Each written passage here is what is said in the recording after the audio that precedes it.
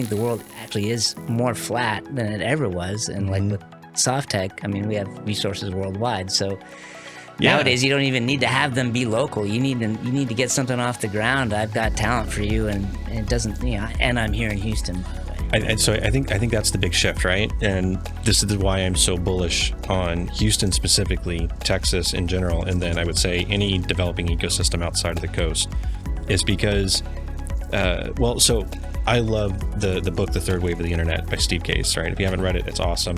He really describes like that first generation of companies like you talked about, Sun Microsystems, Texas Instruments, Compaq.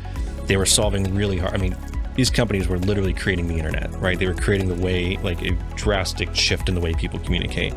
And in order to take advantage of that was a massive amount of collaboration, a lot of universities, governments, corporates working together, right? Then you sort of had that foundation established and you got into this like second wave, as he calls it, which is the ability to reach customers instantly overnight, right? This is the rise of two kids in a garage that could create these unicorn companies, right? Awesome. But I would say not suited to what we do in Houston and not suited to what like most of the middle of the country does.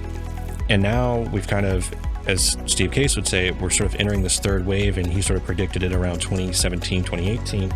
I think we're starting to see the effects of it now, where we as humans are far more interested in solving really hard problems that matter, not so much about like the next Uber for my cat food, right? Or like something that solves a really small problem. Like we really care about things like energy, healthcare, sustainability, things that are going to solve like these massive problems. And when you think about the resources of a city like Houston and the capabilities it has, like we're well positioned there in terms of like the raw resources. And I think that we're squarely at the beginning of this generational shift now, where we're going to see the types of innovations that come out of a city like Houston take advantage of those resources and take advantage of the lessons that have been learned and developed and sort of perfected through those first two generations of startup creation. And we're going to see the types of startups that are going to be hyper growth are not going to be these small consumer driven applications. They're going to be, I think, partnerships, again, with universities, governments, corporations, studios that have great and sort of vast computing capabilities to solve for these like really hard things, right?